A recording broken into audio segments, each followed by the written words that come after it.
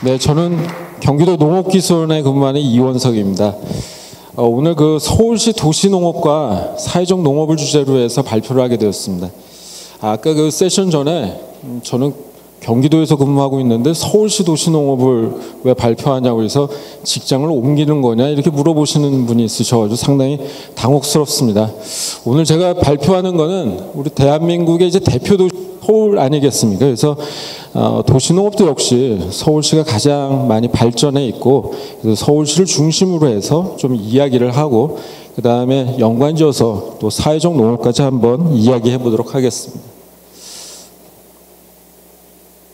발표 순서입니다. 그래서 먼저 그 우리나라의 그 도시농업 발전 상황들을 한번 보고요. 서울시 사례, 그리고 세계 도시와 그 다음에 비교한 서울시 도시농업을 한번 보도록 하겠습니다. 더불어서 이제 서울시가 좀 해야 될 발전 과제들, 그 다음에 사회적 도시농업과 또 사회적 농업에 대해서 좀 말씀드리도록 하겠습니다. 오늘도 코로나 때문에 상당히 우리가 비대면으로 하고 있는데요. 코로나와19와 또 도시농업 관계에 대해서 조금 한번 본격적인 얘기를 하기에 앞서서 한번 요거를 좀 한번 동향을 한번 살펴보도록 하겠습니다. 코로나 때문에 상당히 이제 재택근무 또 사회적 거리두기 활발하고 있습니다. 그래서 이 최근의 동향이 어떻게 하면 집에서 잘 보낼 수 있을까에 대한 고민들을 많은 분들이 하고 계세요. 그래서 가정이나 또 주거지에서 가장 많이 할 수 있는 일 중에 무엇이 있을까? 그 중에 하나가 아마 가정에서 꽃이나 채소를 가꾸는 일들, 이런 것이 아니겠는가. 하나의 여가선용 활동이겠죠. 더불어서 코로나19 때문에 환경이 상당히 많이 개선이 됐다고 합니다. 우리가 맑은 하늘을 좀 자주 볼 수 있었고요. 우리 못 보던 아마 그 자연동물들도 볼 수 있는 그런 뉴스들을 좀 들었는데요. 아마 많은 시민들이 환경 개선 운동에 좀 동참하지 않을까 생각이 됩니다. 더불어서 비상시에도 이런 팬데믹 현상이 생겨도 먹거리는 항상 중요하다라는 관점은 누구나 공감하는 것 같습니다. 그래서 도시농업에 대한 관심은 앞으로도 더 관심은 더 증가되지 않을까. 그 관점들은 여가선용과 또 환경에 대한 인식들 또 먹거리 관련해 가지고 좀 더 집중이 될 것 같습니다. 그 뉴욕 타임즈에 나와 있는 기사들 조금 발췌를 했는데요. 뉴욕도 상당히 그 팬데믹 때문에 고통을 받는 시민들이 많은 것 같습니다. 특히 식료품 가게에서 먹거리를 살 수 없는 그런 도시 빈민들 상당히 많은 것 같아요. 그래서 나온 기사들이 뉴욕 곳곳에 있는 커뮤니티 가든에서 우리로 얘기하면 도시 텃밭이죠. 거기서 채소나 먹거리를 생산해야 되는 거 아니냐, 이런 거에 대한 관심도가 좀 집중이 되고 있습니다. 역사적으로 보면 이것들이 그 전에는 미국의 경제 대공황이라든지 또 1, 2차 세계대전 때 국가에서 일반 국민들에게 그 텃밭 활동들을 권장했던 것과 아마 맥락을 좀 같이 하지 않나 싶습니다. 그래서 그 많은 사람들이 도시농업 활동에서는 어떤 활동들을 있나 살펴보면 먼저 그 사회적 거리두기와 관련해서 직접 아직 텃밭이 개장이 되지 않았기 때문에 관련돼서 아마 디스턴스 러닝 해가지고 온라인으로 어떤 도시농업이라든지 또 원예활동을 배울 수 있는 그런 프로그램들이 많이 진행이 되고 있습니다. 현재 우리나라에서도 그런 활동들이 진행이 되고 있고요. 더불어서 최근 기사들을 보면 집에서 이런 가정원예나 꽃기르기 같은 것들이 활동이 많이 이루어지면서 온라인을 통해서 이런 홈가드닝 상품들이 매출액이 한 달 사이에 한 2배 이상 증가가 됐다. 또 더불어서 그 코로나 관련돼 가지고 어디 먼데 가지를 못하니까 근처에 있는 텃밭에서 이 스트레스를 좀 한번 해소를 해보자라는 관심도가 증가되고요. 또 한편으로는 어떤 일부 시에서는 그 도시 텃밭에 사용되는 모종이나 종자를 이 드라이브스루 방식으로 배포를 했다라는 그런 형태도 있습니다. 약간 그 조금 텀이 조금 좀 느린 것 같습니다. 그래서 자, 본격적으로 첫 번째는 대한민국 도시농업의 현재 현황을 한번 말씀을 드리겠습니다. 표를 보시면 2010년도부터 지금 19년까지 한 10년도에 상당히 급격한 성장을 보이고 있습니다. 참여자 수는 약 한 16배가 증가가 됐고요. 텃밭 면적은 한 13배 정도 증가가 되었습니다. 이 텃밭 면적은 현재 전국적으로 한 1,300헥타르인데요. 이 면적은 여러분들 아시는 그 서울의 여의도 면적의 한 1.4배 정도 되는 그런 규모로 성장이 되었습니다. 다만 참여자 한 사람당 텃밭 면적을 보면 좀 점차 줄어들어가는 추세인데, 요거는 아마 참여자 수는 점차 많이 증가가 되지만 그 수요의 만큼 텃밭 면적의 공급이 아직은 좀 부족한 상황으로 그렇게 보여집니다. 두 번째는 그 서울시 도시농업의 현황을 좀 보겠습니다. 서울시는 그동안 우리나라 그 대표적인 도시로서 우리나라 그 도시농업을 발전을 아마 견인했다고 봐도 과언이 아니겠습니다. 2012년에 그 원년을 선포를 했습니다. 그러면서 최근까지 한 도시농업의 3단계 발전 계획을 세웠었는데요. 여기서 보면 서울 도시농업 1.0은 약 2012년부터 2014년 그 사이에 이루어졌습니다. 이때 기간에서는 보통 이제 가장 처음 시작하는 단계에서 한 평 텃밭을 그 참여자에게 주자라는 게 이제 모토가 돼서 어느 정도의 양적 성장이 가장 큰 우선 과제로 보여집니다. 그래서 이 동안에 성장한 그 양적 성장의 증가율은 한 300%가 넘습니다. 하지만 그 내용적으로 보면 개인이나 가족의 중심의 그런 도시농업을 지향했던 것 같습니다. 2015년부터 2019년에 그 도시농업 2.0의 마스터 플랜에서는 함께하는 도시농업을 추구를 하고 있습니다. 그래서 여기는 주로 이제 핵심 내용이 공동체가 함께하는 도시농업을 가장 큰 가치로 삼아서 추진을 해왔던 것 같고요. 양적으로는 그 처음 1.0 당시보다는 다소 크게 좀 줄어들어서 한 43% 정도가 면적이 증가했습니다. 최근에 와서 이제 그 앞으로 2020년 올해부터 2024년까지는 도시농업 3.0이 되겠습니다. 이 당시에는 초창기의 성장률만큼은 되지 어렵겠죠. 그래서 성장률은 정체가 되는 것 같지만 아마 질적으로는 도시농업의 좀 진화적인 거, 도시농업의 다원적 가치를 좀 더 부각을 시켜서 하는 사회적 도시농업을 좀 더 앞에 내세워서 추진하는 계획을 아마 서울시에서 중점적으로 추진하는 것으로 알고 있습니다. 그러니까 전체적으로는 그동안 16년 동안 도시농업 공간이 약 한 7배 정도 확충했다 이렇게 보여집니다. 그 서울시 도시농업의 현황들을 종류가 상당히 많습니다. 뭐 여러분들 많은 표현으로 알고 계시는 주말 농장뿐만 아니라 그 서울시 시자치구나 시 본부에서 직접 추진하시는 공영 텃밭, 또 옥상 텃밭, 자투리 텃밭 해서 상당히 많은 형태의 도시농업의 유형들이 있는데, 저는 이제 그것을 공공이 하는 공공 텃밭과 공익 텃밭, 그다음에 민간에서 좀 운영하는 민간 텃밭으로 좀 한번 나눠봤습니다. 그래서 비율을 보면 공공 텃밭이 약 한 69% 정도가 포션을 차지하고 있습니다. 도시농업이 오늘 우리 그 학회의 이제 세션이 공익적 가치에 대한 이야기들을 많이 하고 있는데요. 도시농업이 가지는 다원적 가치, 또 공익적 가치를 상당히 서울시에서도 마스터 플랜에 포함을 시켜서 이야기를 하고 있습니다. 2.0에 보면 이렇게 사회적 기능과 경제적 기능, 그리고 환경적 기능 세 가지로 크게 대분류를 해서 거기에 여러 가지 세 분류들을 한번 표현을 하고 있습니다. 전반적으로 보면 하여간 도시농업, 또 농업이 갖고 있는 다원적 기능을 이용해서 도시 문제의 여러 현안 문제들을 해결하자는 것이 아마 이 서울시 도시농업뿐만 아니라 우리나라 도시농업에서도 해결해야 될 과제로서 그렇게 체계를 갖고 있는 것으로 파악이 됩니다. 그 서울시 도시농업을 그러면 대표적인 우리나라의 사례인데, 우리 해외에 있는 주요 도시들하고 한번 비교해 보면서 우리 서울시 도시농업의 현재 위치는 어느 정도인지를 한번 비교하는 그런 섹션을 한번 발표토록 하겠습니다. 먼저 그 첫 번째는 독일의 클라인가르텐입니다. 이 사진은 그 클라인가르텐을 지상에서 촬영한 그런 사진이 되겠습니다. 여기 이렇게 잘 보시면요, 요 가운데에 있는 부분들이 이제 클라인가르텐이 되겠습니다. 우리로 보면 하나의 그 아파트 단지처럼 그 밀집, 그 클라인가르텐의 작은 집들이 이렇게 다수 밀집된 그런 형태가 되겠습니다. 그래서 하나의 공원화 형태인데요. 주변이 도시 외곽이 아니라 아주 도시 중심부에 있다는 걸 아실 수가 있어요.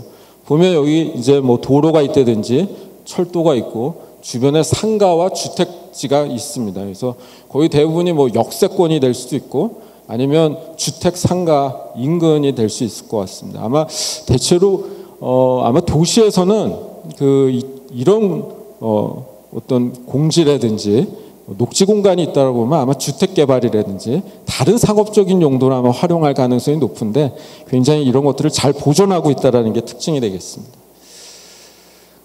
제가 그 독일의 클라인가르텐이 통계적으로 어떻게 연도별로 어떻게 변하고 있는지를 한번 좀 찾아봤습니다. 그래서 제가 독일을 직접 갔다 온 건 아니고 한번 요거는 그 데이터들을 한번 인터넷으로 좀 찾아본 건데요. 상당히 그 독일의 클라인가르텐을 관리하는 것은 독일 주정부뿐만 아니라 협회가 구성이 되어 있습니다. 그래서 독일 내에서는 한 20여 개의 협회가 각 주협회를 비롯해서 클라인가르텐을 관리하고 운영하는데 참여를 적극적으로 하고 있습니다. 여기서 이제 매년 자료들을 내놓고 있는데요. 클라인가르텐은 약 역사가 한 150년 정도 이상이 되는 그런 역사가 있습니다. 그래서 전체 베를린주만 본다면 베를린주 면적 대비 클라인가르텐이 차지하고 있는 면적은 약 한 3.3% 정도를 차지하고 있습니다. 최근 한 10년간의 클라인가르텐의 변화를 보면 면적은 한 11% 정도 감소 추세입니다. 더불어서 이제 클라인가르텐에서 활동하는 이 사람들은 가드너라고 부르는데 우리는 이제 뭐 도시농부 이렇게 부를 수가 있겠습니다. 이런 분들이 한 27% 정도 감소 추세가 있는 것으로 통계적으로 이렇게 파악이 됩니다. 그럼에도 불구하고 2030년도의 목표를 베를린주에서 세웠는데요. 2020년도 수준의 80% 정도 이상은 그래도 공용으로 유지하겠다. 이거는 영구적으로 다른 어떤 도시계획에 있다라고 해도 그것을 막고 영구적으로 클라인가르텐을 도시 안에 보존하겠다라는 계획을 갖고 있고요.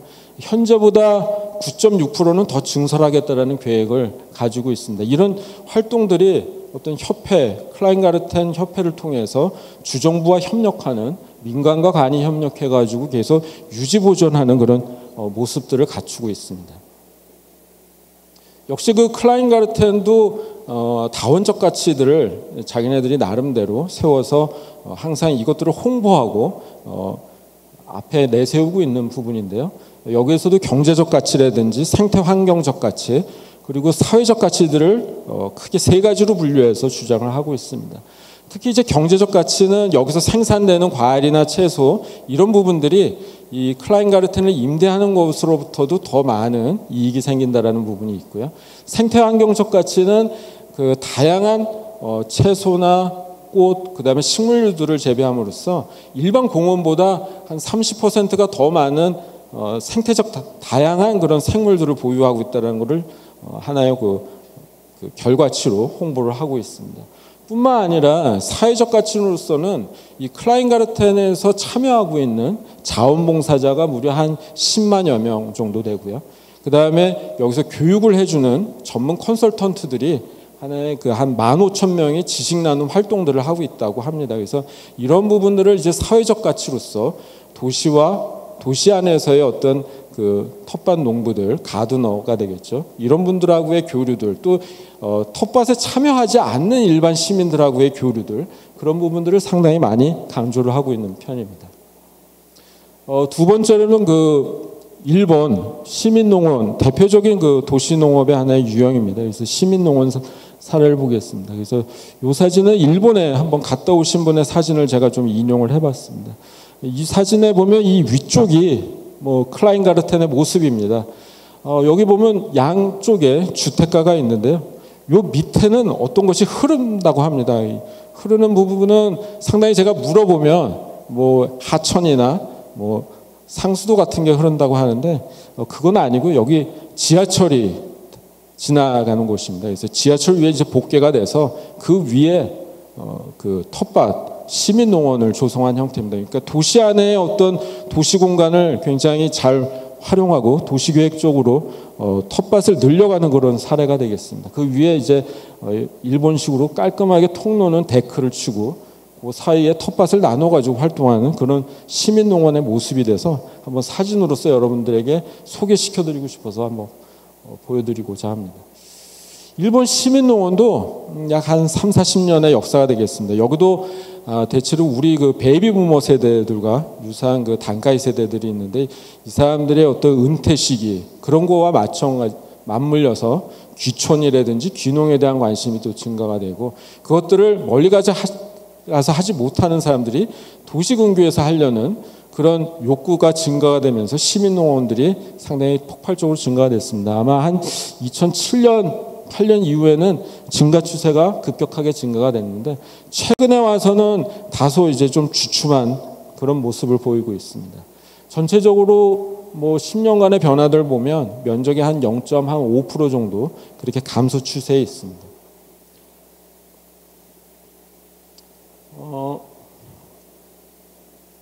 도쿄도만 중심으로 해서 한번 비교를 해보겠습니다. 도쿄도의 면적은 한 22만 헥타르 정도 됩니다. 저희가 비교하는 도시 치고는 상당히 제일 많은 큰 면적이 도쿄도라는 것을 제가 이번에 알게 됐습니다. 그 중에 이제 시민농원이 차지하고 있는 비중을 보면 0.03% 정도 아주 극히 이제 작은 면적을 차지하고 있습니다. 10년간의 변화를 봐도 면적은 한 9.7% 정도 감소 추세가 있습니다. 더불어서 이제 구획수도 22% 정도 감소가 되고 있습니다. 구획이라는 거는 이제 하나의 그 도시 텃밭 농원이 있으면 그 농원 안에 그 하나하나씩 나눠진 그런 곳을 이제 구획이라고 보시면 되겠습니다. 뭐 우리로 얘기하면 한평 텃밭 그런 식의 이제 구획들이 22% 정도 크게 감소하고 있는 추세라고 보여집니다.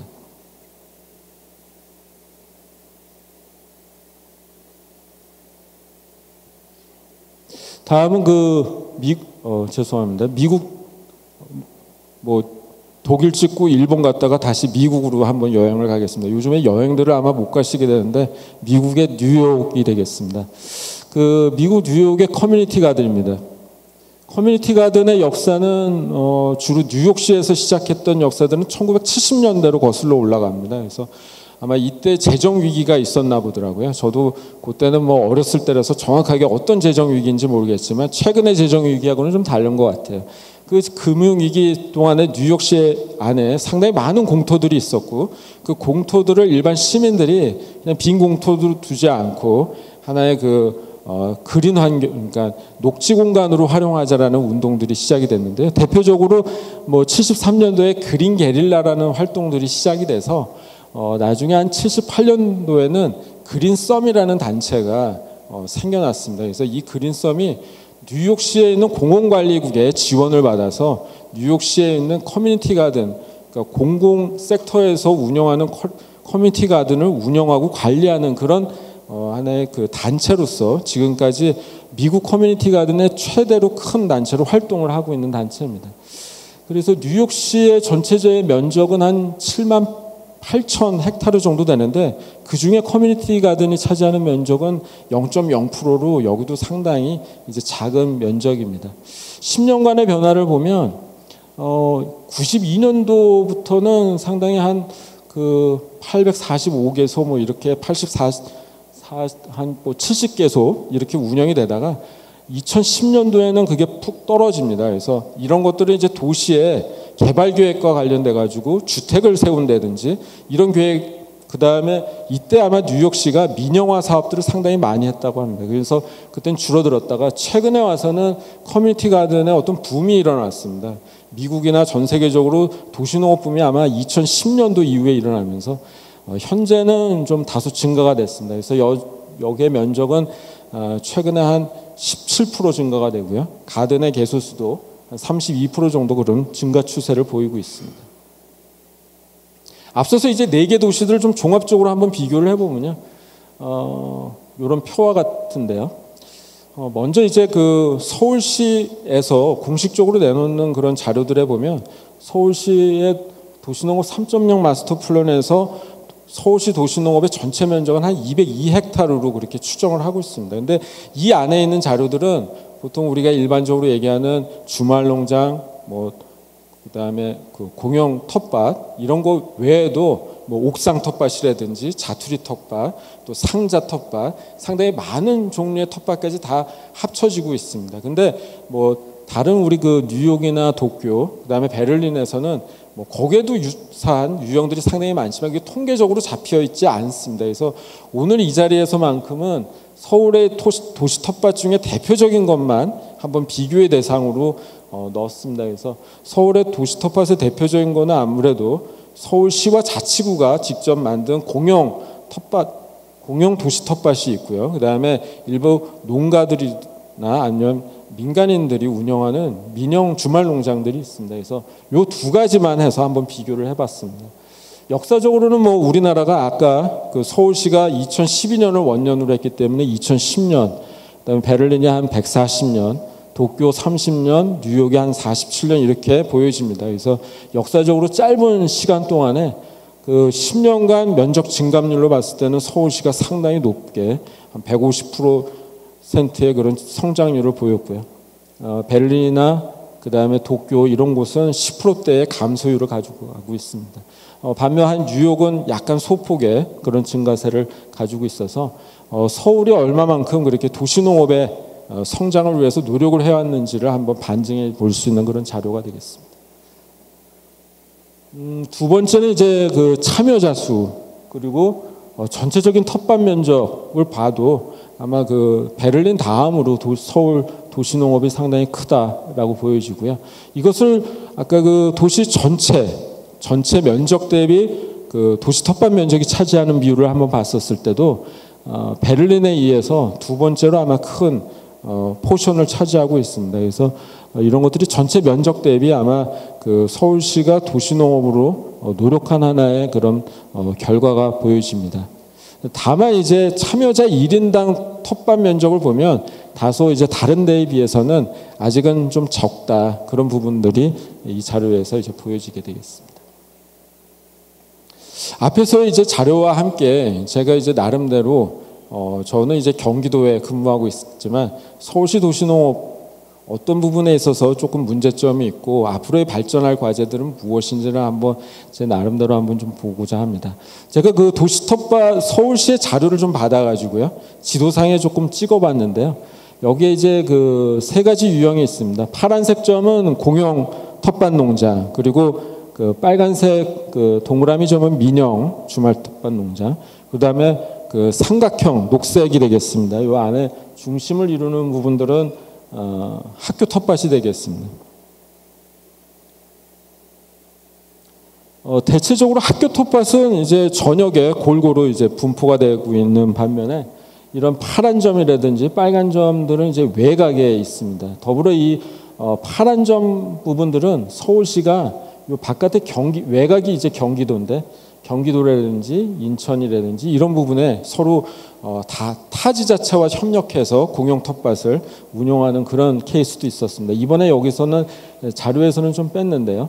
대부분 이제 그 분포도의 유형은 이렇습니다. 이걸 조금 더 자세하게 한번 좀 보도록 하겠습니다. 첫 번째는 이제 공영 텃밭 농장 분포도입니다.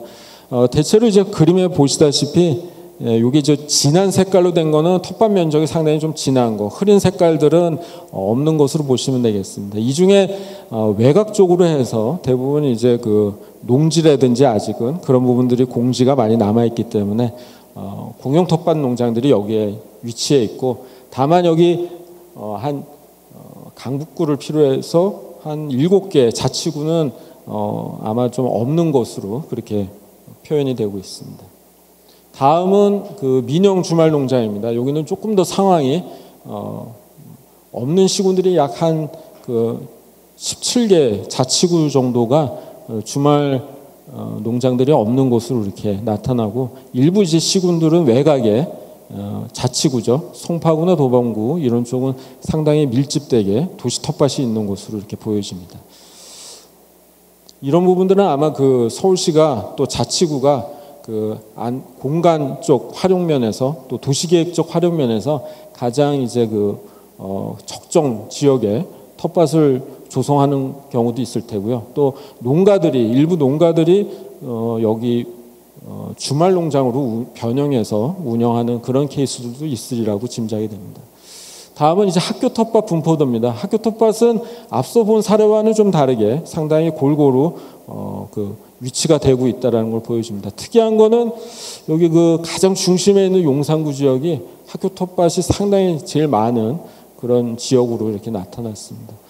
역시 뭐 다른 그 강서나 송파, 강동구 지역도 학교 텃밭이 상당히 다른 그 민영 그다음에 공영 텃밭과 마찬가지로 상당히 많이 이제 분포가 되어 있는 것으로 보여집니다. 이런 부분들을 그 클라인가르텐이라든지 다른 그 우리 일본의 또 뉴욕의 케이스들과 비교해야 하는 자료들을 한번 지도로서 한번 비교를 해보겠습니다. 첫 번째 이 사진은요, 그 독일 그 클라인가르텐이 되겠습니다. 그래서 요 안에 요 녹색으로 된 면적들이 이제 클라인가르텐의 위치 지도가 되겠습니다. 그래서 도시 곳곳에 이렇게 좀 배치가 되어 있는 걸로 보여지고요.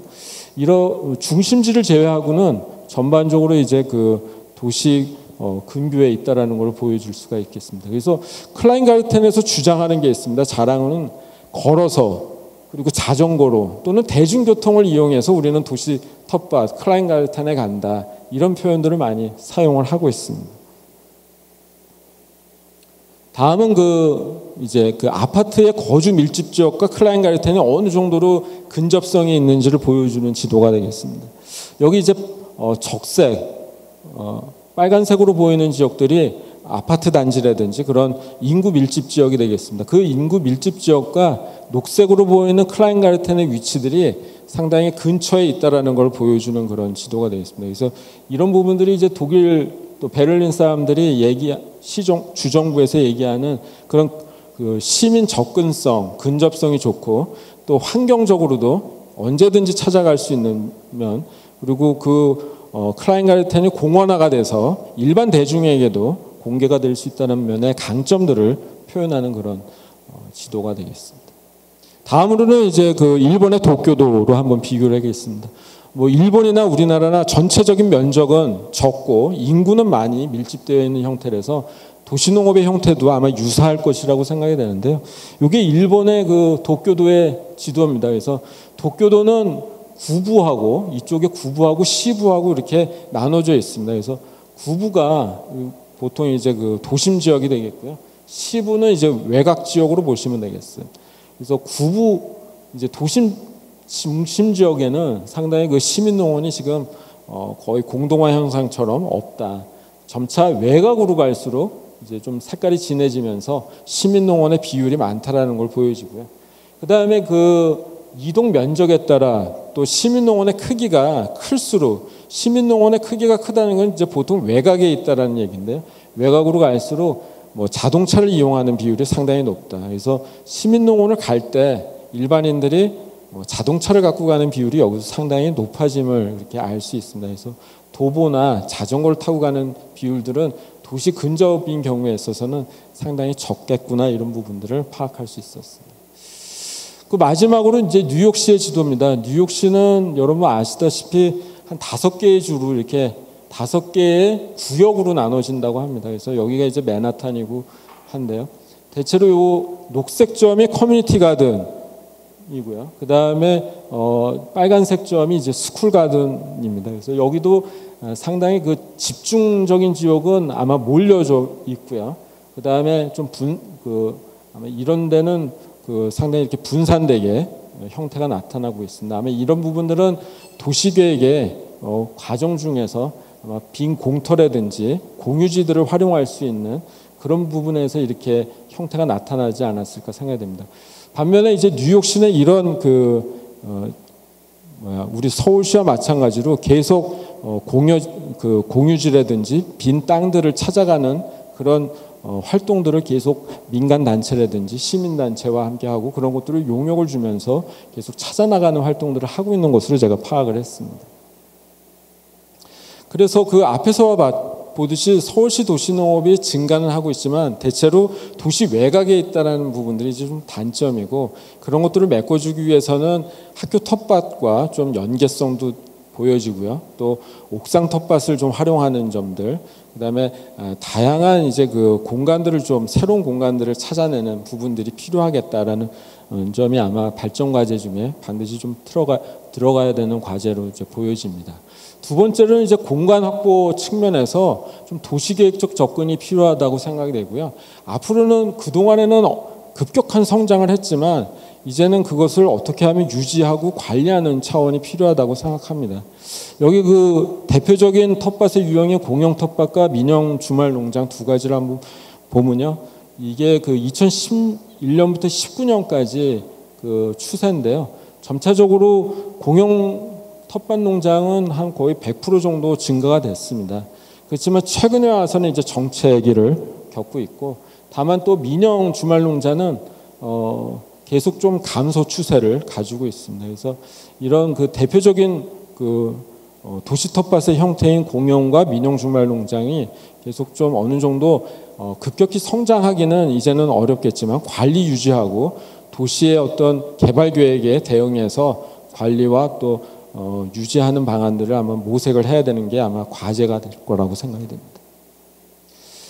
더불어서 이제 관련된 얘기지만 베를린과 뉴욕시의 그 공공 텃밭에 그러니까 주정부나 시정부에서 운영하는 직접 운영하는 텃밭의 비율이 75%, 85%로 상당히 높습니다. 일본 같은 경우도 53%가 이제 지자체에서 운영하고 한 11%는 이제 농협에서 운영해서 공공 텃밭의 이제 비율이 상당히 높습니다. 이 사람들은 시민단체와 그런 시민들이 연계가 돼서 계속 주정부나 시정부로부터 이러한 도시 농업을 할 수 있는 공간들을 계속 확보할 수 있는 방안들을 노력을 하고 있습니다. 그래서 이렇게 그동안의 역사적 배경으로서 공공 텃밭을 유지를 해 나가고 있다. 그래서 서울시도 이제 그런 도시개발 계획에 대응하는 그런 자세가 이제 필요할 것으로 보여집니다.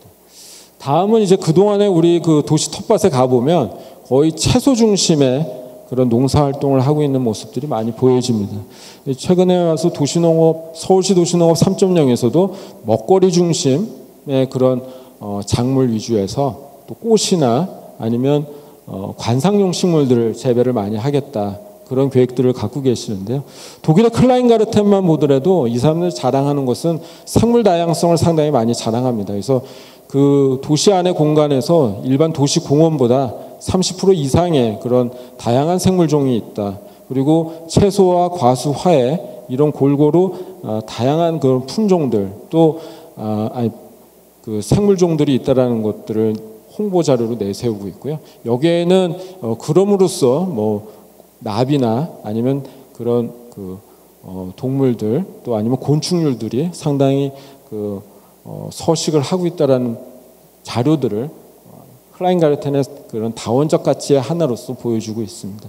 역시 그 최근에 서울에서 조사한 그 시민의식 조사 결과를 보더라도요, 그 서울시 도시 텃밭이 채소나 밭작물 중심이었던 것은 사실인데 최근에 와서 아마 관상용 화초라든지 기타 작목들을 함께 재배하는 것들은 아마 좀 양호한 그런 고무적인 형상이라고 보여집니다. 다음으로서는 시민의 다양한 수요에 맞는 그런 공용 도시 텃밭과 프로그램들을 적용할 필요가 있다고 보여집니다.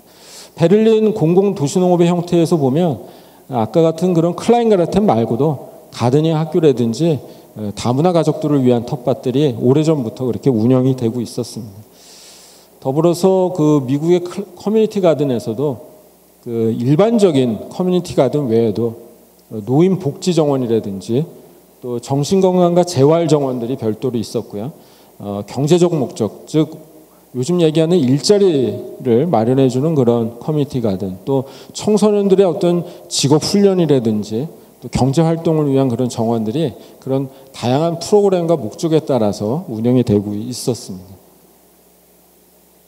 일본 같은 경우도 그 시민농원의 목적들이 뭐 레크레이션이나 레저, 취미, 또 노인들을 위한 복지농원도 다양한 형태로 있었고요. 여기는 도시 근교에 있는 것, 그러니까 약 한 20분 이내로 우리가 접근성이 가능한 도시형과 자동차로 한 30분 이상, 그리고 아예 체류를 하루 정도 할 수 있는 그런 접근성에 따라서 아예 그렇게 구분이 되는, 이동 시간에 따라 구분이 되는 시민농원의 형태들도 있다라는 것을 보여주는데요. 이런 다양한 그 다양성의 형태들은 우리가 한번 좀 같이 채택해 볼 상황입니다. 특히 이제 농촌형 같은 경우는 서울시가 이제 주변에 있는 경기도나 주변에 있는 다른 지자체와 협력해서 도시 텃밭을 좀 한번 만들고 운영해 볼 필요성이 있겠다. 지금도 이제 그런 형태들이 많이 있지만 좀 더 그런 부분에 대해서 확대할 필요성이 있어 보입니다.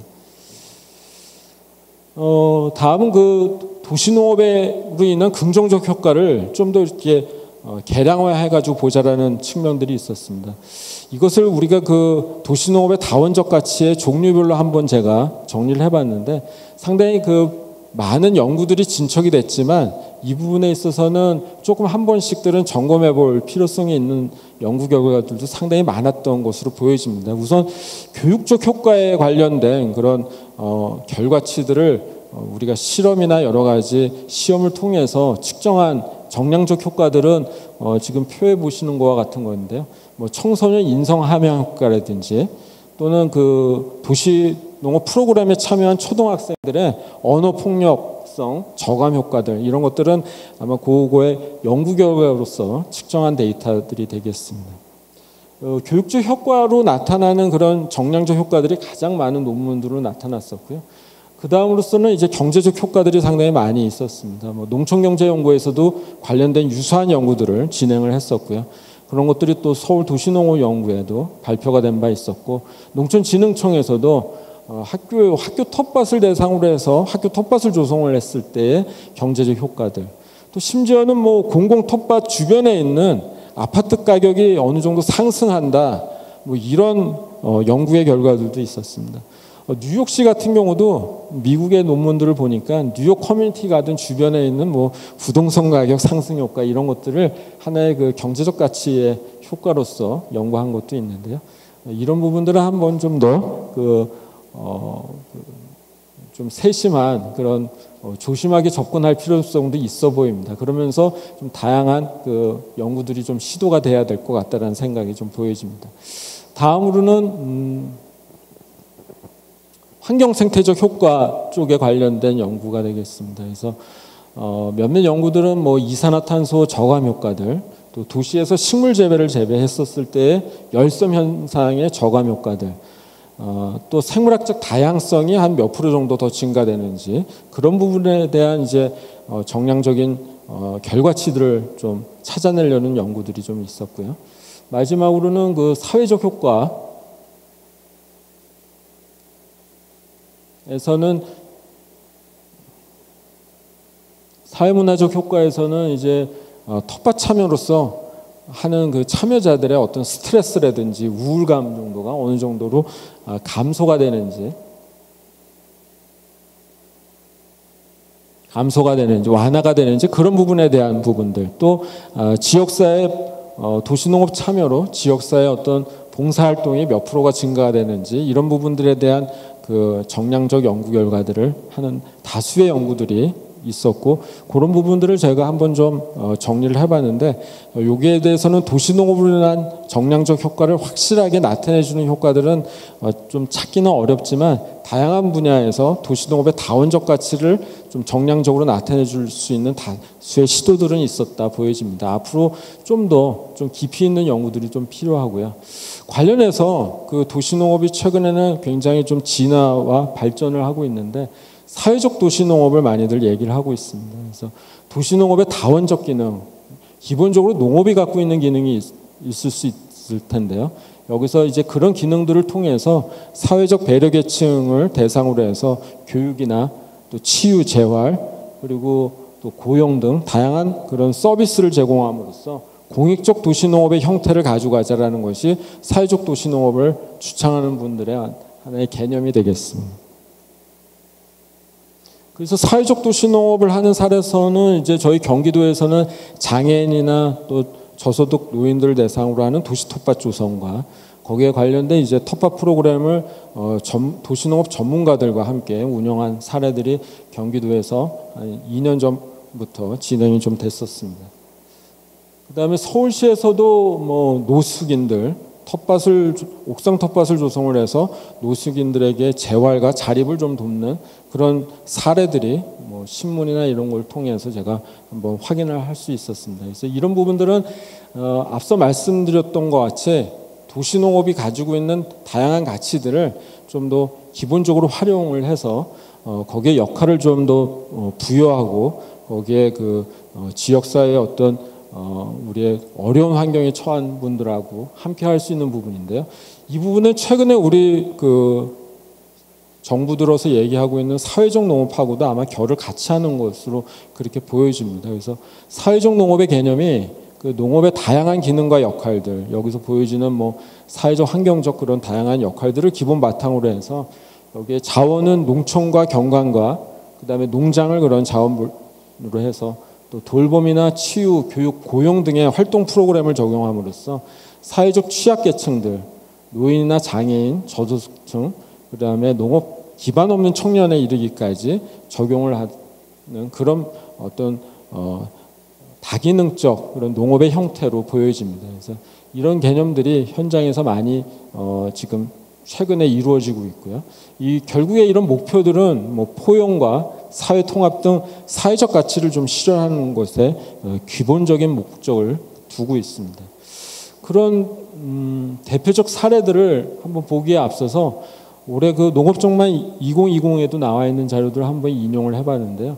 최근에 농림축산식품부에서 사회적 농업 활성화 지원 사업, 시범 사업을 운영을 했었습니다. 여기에 종류들을 이렇게 표로 보여줬는데요.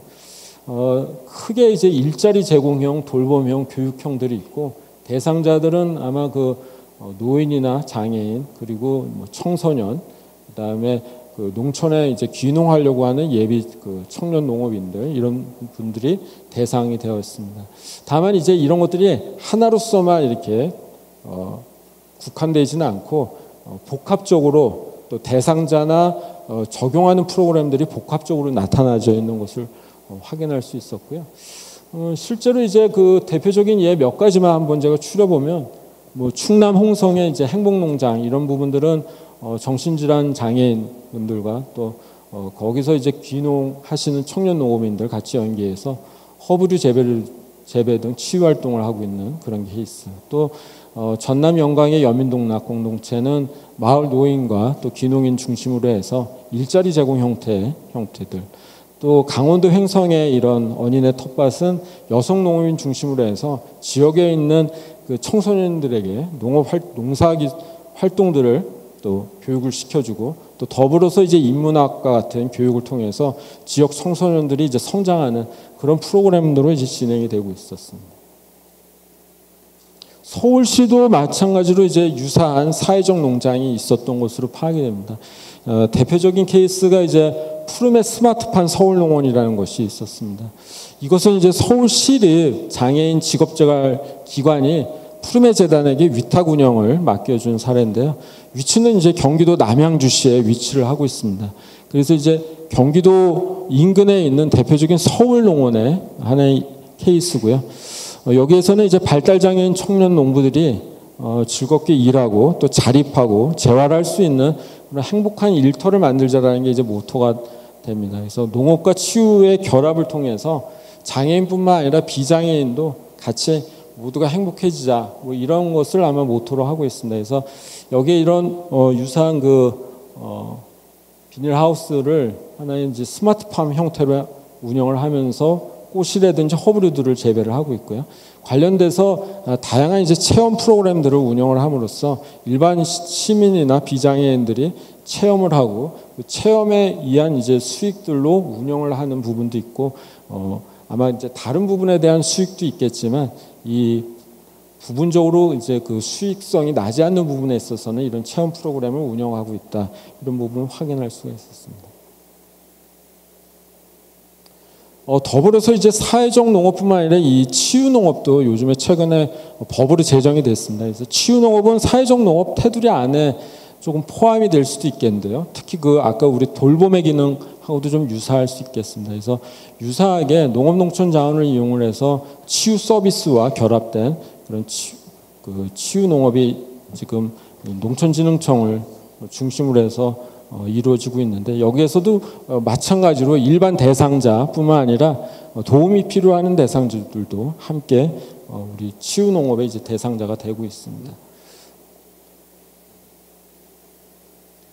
치유 농업의 효과들을 그동안에 이제 시범 사업을 통해서 아동이나 청소년, 직장인, 질환자, 노인 이렇게 이제 그룹별로 해가지고 치유 농업의 효과들을 아마 연구한 결과들입니다. 그래서 특히 뭐 언어 폭력이나 상호작용들, 정서 안정, 스트레스 감소 이렇게 연구 결과들이 이제 좀 진행이 된 결과들을 아마 제가 이제 말씀을 한번 드렸습니다. 역시 하여간 이상으로 그 치유 농업이나 사회적 농업 이렇게 두 가지 형태들은 아마 우리 그 농업이 갖고 있는 다원적 기능들 그런 다기능 농업들을 아마 실현하는 형태로 그렇게 보여집니다. 이런 부분들이 이제 최근의 시작 단계이기 때문에 어떤 부분에 있어서는 지자체에서 조례로 제정이 되기도 하지만 아직 법 제정이나 이런 부분은 아직 되고 있지 않은 상태로 알고 있습니다. 물론 이제 치유농업은 연구개발 차원에서의 어떤 법 제정으로 알고 있고요. 그래서 사회적 농업에 대한 관심들이 높아지고 있는데 이런 부분들이 이제 저희가 좀 주의 깊게 생각돼야 될 부분들은 하나의 그 농업의 또 하나의 어떤 사업화 모델이라기보다는 도시농업이나 우리 농업이 갖고 있는 다원적 기능들을 좀 더 발현을 시키는 하나의 농업, 공익 농업 형태라고 아마 보여집니다. 그래서 이런 형태들이 조금 더 발전하기 위해서는 우리 공공 영역뿐만 아니라 민간 영역이 협력해서 이 부분에 대한 협력 체계를 좀 더 갖춰야 될 것 같습니다. 그래서 사회적 농업에 관심 있는 좀 주체들을 좀 양성을 하고 또 앞서 보여드렸던 그런 시범 사업들 그런 것들은 좀 더 확대해서 다양한 그 사회적 농업의 모델들을 좀 발굴을 하고 이분들을 또 키워나갈 수 있는 그런 역량들도 필요하겠다. 더불어서 이 사회적 농업은 농업 분야에서 농업이 중심이 되고 있지만 농업과 관련된 주변의 그 보건복지 분야라든지 또 교육 분야 그리고 일자리 창출 분야하고도 연관이 되어 있습니다. 그래서 관련된 부처의 사업과도 같이 정책을 연계해야지만 사회적 농업이나 또 치유 농업 포함해서 지속 가능성이 좀 유지가 될 수 있으리라고 생각이 됩니다. 요런 그 치유 농업과 사회적 농업의 앞으로의 방향 요 정도로 해서 제 그 발표를 마치도록 하겠습니다. 감사합니다.